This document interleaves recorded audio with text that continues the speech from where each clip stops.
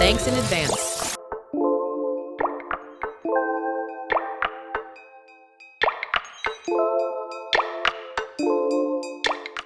Okay, let's talk about something you might have heard countless times, maybe even found a little irritating.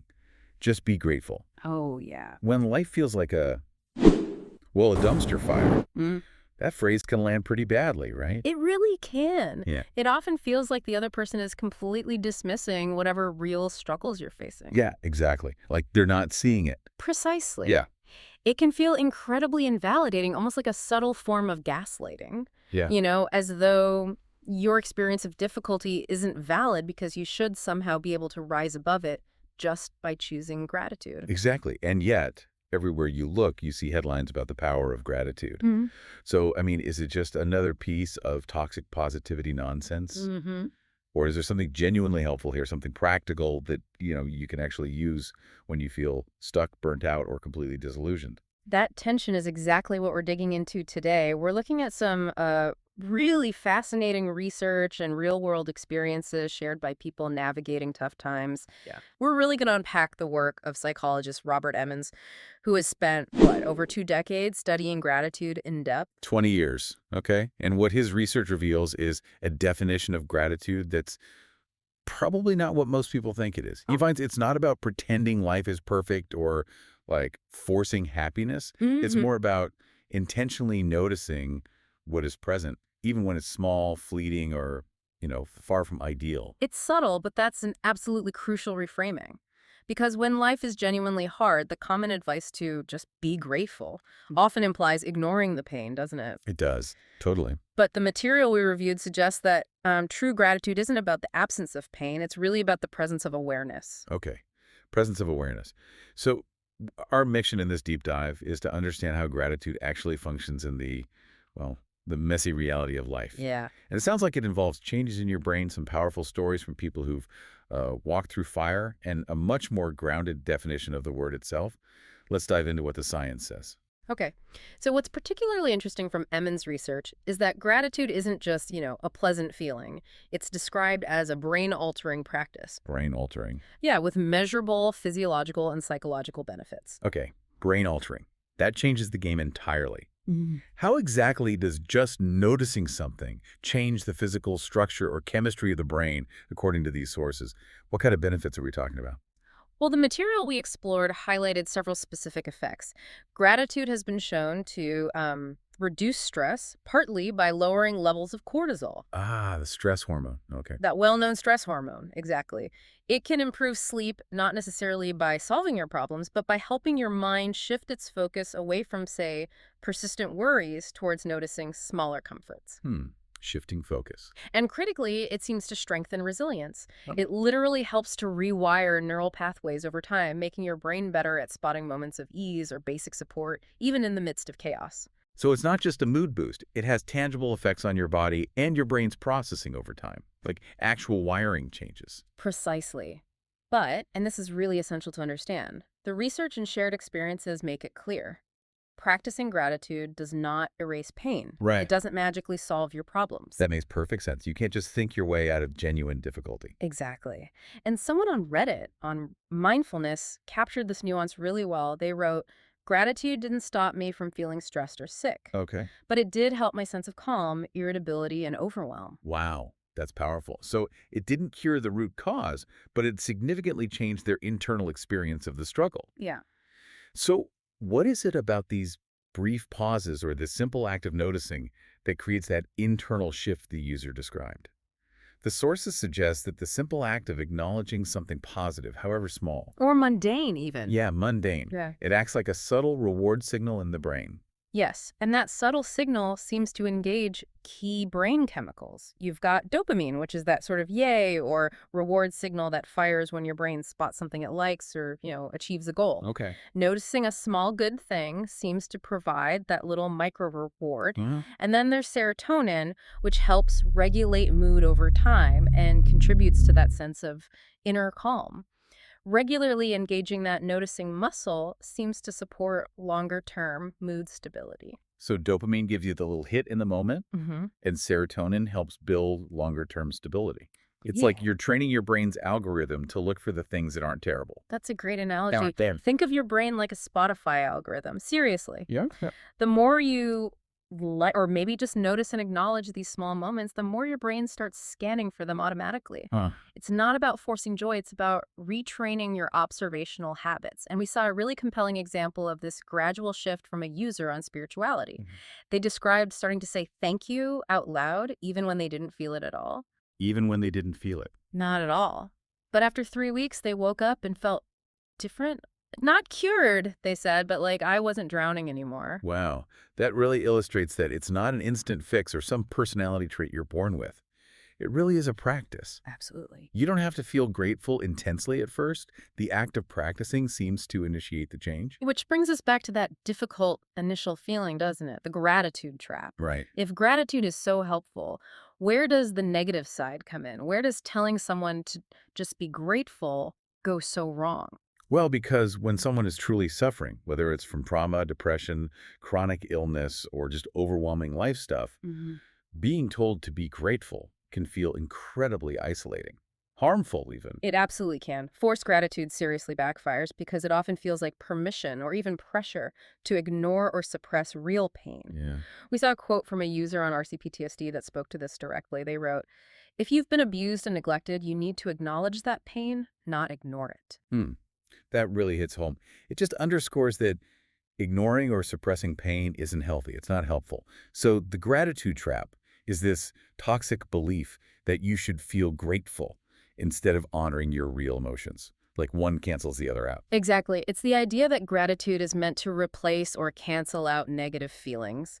But true gratitude, as described in the sources, isn't about slapping a smile on suffering or pretending the pain isn't there. Okay, so what is true gratitude in this context then? How do you practice it without falling into that trap? It seems to be about holding two truths at once. Two truths. Yeah, it's saying, this hurts, this is difficult, and simultaneously recognizing, but this small thing, a warm drink, a deep breath, the fact that lights turn on, is also real and present right now. Ah, okay. It's acknowledging the pain while also noticing the presence of anything else, no matter how minor or mundane it seems. Ah, so it's not either, it's both hand. You can be deeply hurting and days still notice a small comfort or just a basic function of existence.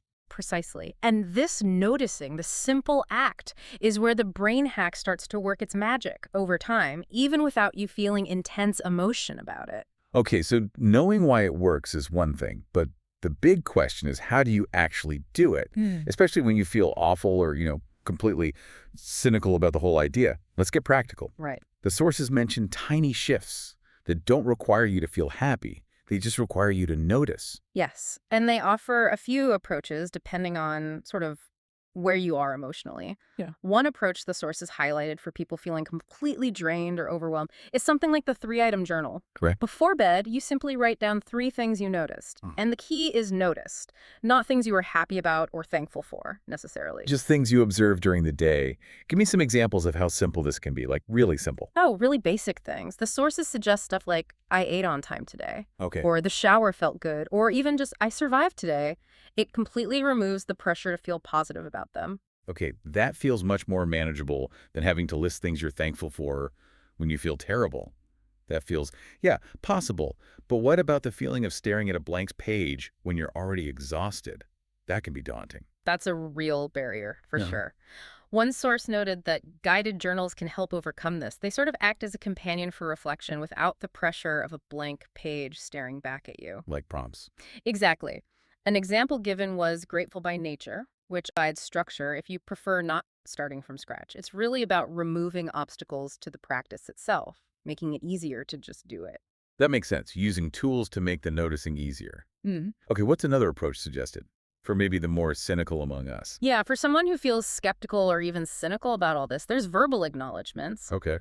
This involves actually saying thank you out loud, even to inanimate objects or simple processes. Wait, like thanking your coffee cup? Why not? I mean, the idea isn't magical thinking, right? Yeah. It's about training your brain to spot support or things that worked for you in the world, where you might usually only see what went wrong. It's like giving props to your bed for never judging you for binge watching or cry eating or scrolling in shame. Uh-huh. Okay, I love that image. And it still welcomes you back every night. Thank you, bed. Okay, I get it. It helps train the brain to just acknowledge things that weren't a complete disaster or were even slightly supportive. Simple function. Exactly. And then finally, for those feeling utterly overwhelmed, the simplest technique might be the 1 minute pause. 1 minute. Just one. Set a timer for 60 seconds, take a few breaths, and just notice one single thing in your immediate environment or physical sensation that doesn't feel terrible right then. Just one thing in 60 seconds. That feels incredibly doable, even when you're, like, in a crisis. It really is. It's about creating those brief spaces we talked about earlier, just anchoring your awareness in the present for just a moment. Okay. Now, these practical steps sound manageable, but they might raise a flag for some listeners. I can hear it now. If I start appreciating what's here now, won't that make me lose my drive? Right. Isn't gratitude the enemy of ambition? That feeling of complacency. That's a really common myth, yeah. But the sources explicitly counter this. The material makes it clear that gratitude isn't surrender or complacency. It's actually described as fuel for the long haul. Fuel. How so? Does appreciating what you have help you want more or keep striving? Seems counterintuitive. Well, one person online expressed this well, saying something like, I used to think gratitude meant giving up. Now I see it's what helps me keep going. Hmm. The idea is that ambition requires energy, resilience, and perspective, right? True. And when you're constantly focused only on what's missing or wrong, it's just so easy to burn out or fall into despair. It drains you. Okay, so it's not about stopping your striving, but giving you the internal resources to endure the process of striving. Exactly. You can absolutely hold both desires at once. I want more. I want to achieve X or be somewhere else. And D, simultaneously, I also see what's here right now, the progress I've made, the basic supports, the small moments of ease. Right. This duality is what prevents ambition from becoming this relentless self-punishment or just a constant state of dissatisfaction. It's like gratitude is your emotional GPS. Yeah. It keeps you grounded in your current location while you're still moving forward towards your destination. It anchors you. That's a perfect way to put it. Yeah, an anchor. So wrapping this up then, the core message emerging from these sources seems to be that gratitude is a practice. It's a skill almost, not a personality trait you're just born with. Right. You don't have to be naturally optimistic or joyful to engage with it. And crucially, it won't erase your struggles or fix your problems instantly, but it can build inner resources and help anchor you inside those struggles, changing your experience of the difficulty over time. Exactly. Building that resilience muscle. Right. And you don't even have to believe in it or necessarily even like it at first. The suggestion from the material we reviewed is simply to try this as an experiment. An experiment. Yeah. For just 3 days, pick one of these methods, maybe the 1-minute pause or just noticing one small thing, and just see what happens. Just try noticing one small thing each day for 3 days. Yes. And then see if your brain starts spotting them a little faster, or if anything feels subtly different. It's an experiment in training, that Spotify algorithm we talked about. Yeah. It's a really simple, low-stakes challenge. Anyone could try it. It's fascinating to consider how even tiny acknowledgments might prove powerful over time without needing some huge emotional shift up front. Absolutely. So for you listening right now, what's one small thing you noticed today? Just one. It doesn't have to be good. It doesn't have to be positive. Just something you were present for.